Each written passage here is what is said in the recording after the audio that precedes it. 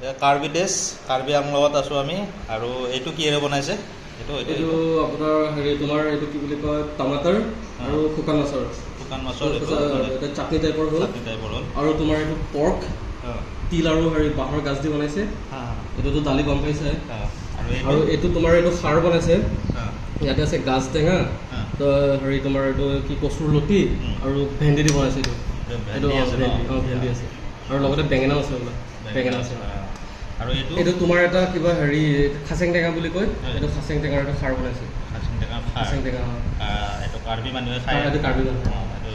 আৰু এইটো তোমাৰ মাটি দালি, ইয়াতে বেঙেনা দিছে আৰু কিবা এইটো হেৰি টেঙা এটা পাত বুলি কয়, এইটো পাহাৰত পায়। সেইটো দি এটা খাৰ কাৰ্বি পাহাৰবিলাকত পাহাৰত পায়। এইখিনিয়ে আৰু নৰ্মেলটো আৰু দেখাই দিছোঁ।